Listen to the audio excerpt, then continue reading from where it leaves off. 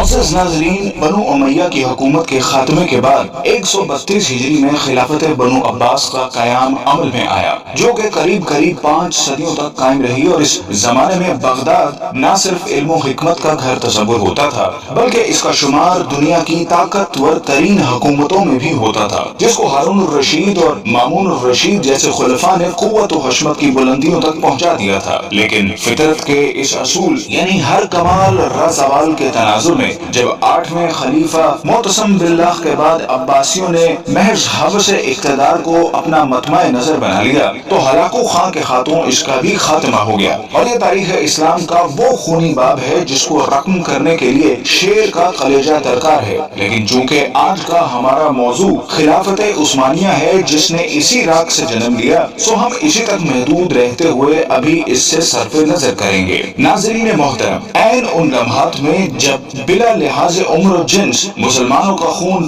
Baghdad کی گلیوں کو سیراب کر رہا تھا اور تاتاریوں نے صرف مسلمانوں پر زندگی حرام کر دی تھی کہ ایک دیندار گھرانے میں ایک بچے نے آنکھ کھولی اور اس کے والدین نے نومولود کا نام عثمان رکھا، جس سے ان نامہربان موسموں میں ہر ممکن حد تک اچھی تربیت کی گئی، اور جب وہ جوانی کی حدود میں پہنچا تو اس نے اپنا روحانی تعلق ایک درویش خدا مست سے قائم کر لیا، اور پھر ایک دن اس نے خواب دیکھا کہ اس کے مرشد کے سینے سے ایک چاند نکل کر اس پر سایہ فکن ہو گیا ہے۔ ساتھ ہی اس نے دیکھا کہ اس کے قدموں سے ایک درخت نے جنم لیا جو دیکھتے ہی دیکھتے نہ صرف جوان ہو گیا بلکہ اس کی شاخوں نے دنیا کے ایک بہت بڑے حصے کو بھی اپنی لپیٹ میں لے لیا ہے، اور اسی کی کوکھ سے اس نے 4 دریاؤں اور 4 پہاڑوں کو بھی نکلتے دیکھا۔ خواب سے بیداری کے بعد جب عثمان نے یہ خواب اپنے پیر و مرشد کے سامنے بیان کیا تو انہوں نے کہا، مبارک ہو، اللہ نے تمہیں اور تمہاری اولاد کو اپنے دین کے لیے چن لیا ہے۔ ناظرین گرامی، یہ 1299 کا سال تھا جب فطرت نے عثمان کو دولت عثمانیہ قائم کرنے کی قوت بخشی۔ یہ نوزائیدہ اسلامی مملکت اس بازنطینی حکومت کے پڑوس میں قائم ہوئی جس کو آج ہم اہل روم کی حکومت سے موسوم کرتے ہیں۔